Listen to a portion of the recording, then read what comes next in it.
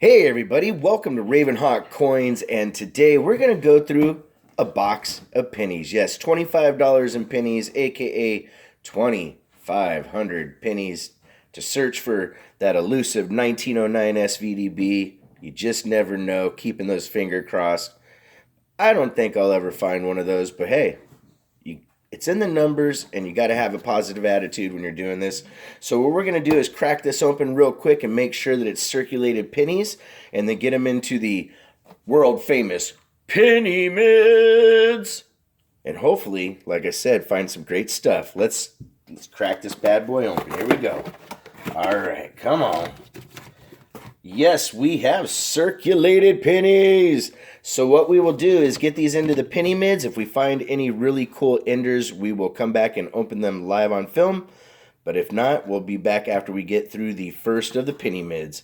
RavenHawk Coins, stay tuned. All right, everybody, we got through the first of the penny mids, and this is our stack of copper here. We have one 1959. I keep the 50 coppers or the 59s separate, just because. And then a really nice 2008. If you were filling a spot in your book, you can see it's got really nice cartwheeling still on it, and that is from Denver. And for being in circulation, it's not a bad coin for being zinc. Zinc does not last very long, so that's something that I'll probably put in a penny book. We got a pretty nice looking 1975 Denver as well. And when it's a little bit nicer looking, I'll share one of those. But we got a couple Wheaties, but the same year for both. 1944 Philly. So yes, we have a Wheatie alert. And here's the other one to share with you guys. Really hoping we find some more Wheaties and some cool stuff. Things that you really want to keep your eyes out for is even new things that nobody else has found. That's one of the beauties of doing coin roll hunting, is looking for the new stuff as well. You'd be amazed at things that you can find in pennies and nickels and dimes and quarters that nobody else has found yet. Some of the key things you definitely want to look out for is like the 1992 closed AM. If you find one of those, you've done really well. In the 98s, 99s, you're looking for I think it's the wide AM actually for that. Philly. Some really cool stuff out there. The 84 double ear, the 95 double die, 69 double die, or even if you could ever find a 55 double die, that'd be insanely awesome. But we're going to get into the next penny mid and see what we find. Stay tuned. All right, everybody. So we got through the second of the penny mids, and we have some pretty cool finds. This first one is a really nicely toned 1975 Denver. And hopefully you can get a little bit of the gorgeousness of the toning. And we'll turn that over and look at the reverse. The reverse is pretty cool too. And still in really good shape, so we pulled that aside. Next one up is this really nice looking 1969 Denver. Still has a little bit of cartwheeling and luster to it for being that old and out and about. So that's a really cool find if you wanted to add to a book. Matter of fact, I'll probably do a fill in the book series here pretty soon, because I think that'd be pretty fun. And right here we have a Wheatie 1957. I think this is Denver. Let me relook. Yep. 1957 Denver. And the second Wheatie is from 52. It's also out of Denver. I like the patina on this one, actually, to be honest, when it has the darkness in it and stuff. But either way, really cool finds. Second of that one. So we have 4 total Wheaties so far. We got 3 more penny mids to go. Keeping those fingers crossed and hoping we find some good stuff. Hey, and if you haven't subscribed by now and you're still watching the video, please do hit that like button and that notification bell, and we'll see you soon. All right, everybody, so we got to the third of the penny mids, and our copper is growing pretty good. I forgot to mention that on the last one. Still no extra 59s, but we only have one find, and I'm happy to say it's a visit from up north. We got a 1973 Canadian penny. So that's pretty cool. It's not in bad shape, and I'm happy to have that, and I'll add it to my Copper Canadian coin collection. We're going to get into the next of the penny mids, and hopefully we find some more great stuff. Keeping those fingers crossed. You just never know what you're going to find. RavenHawk coins, stay tuned. Alright everybody, so we got through the next of the penny mids, and we have some nice finds. A really nice 1980.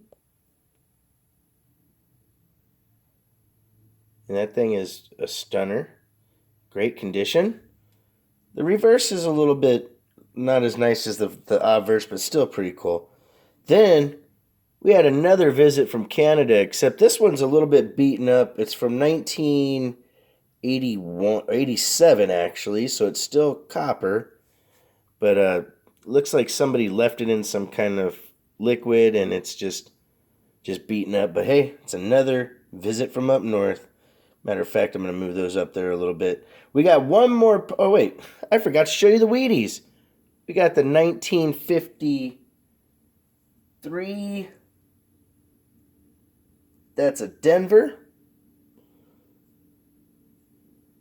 Then we have a 55 Denver, which is in actually not bad condition. And then last but not least, a 1944, and this one's a San Francisco. So that's pretty cool. All right, so now we are to 1, 2, 3, 4, 5, 6, 7 Wheaties. We got one more penny mid to go. Got the fingers crossed, really hoping we find something cool. RavenHawk coins, stay tuned. All right, so we've gotten through the last of the penny mids, and we have some pretty cool finds. This first one is the only 2009 that I pulled out of the box. I stopped pulling the 2009s a long time ago, unless I find a really nice one. Like this one's got really good mint luster still left, and the reverse is pretty nice. I haven't looked at it under a scope, but there are errors in the 2009s that you want to take a look out for. And the next one up is this really nice 1981 Denver. It's a copper. So for filling a book, that's a good one. Then we had a pretty nice looking 75. Still a little bit of mint luster there. I think that's out of Denver. And you guys can see the hands are dirty. Not as dirty as they normally get. So this box, the pennies weren't as dirty as some others. But here we go, a 65 Philly. This one I was really surprised at. This one is really nice looking. Except for that stain in the back. Then we have a couple more Wheaties to round it off, guys. Here we go. This is a 1956 Denver. There's the reverse. And last but not least, another 1944 Philly. And this one's had kind of a rough life. It's probably been buried in the dirt at some point because you can see all the dirt in it. But hey, I will hand it to the person that found it. They didn't clean it. And that's an important thing with coins. You don't want to clean your coins because that'll ruin the value. And yeah. So ladies and gentlemen, we ended up with 2, 4, 5, 6, 7, 8, 9 Wheaties in total. 2 from Canada that are both copper. And actually the 73 here is pretty nice as far as being able to read it and everything compared to that other one. Anyways, like always, guys, make sure to develop those relationships with the bank tellers and stuff so you can get your hands on boxes and pennies and nickels and whatnot. And if you have any questions, contact us at ravenhawkcoins@gmail.com. Our P.O. Box is 721-296, Norman, Oklahoma, 73070.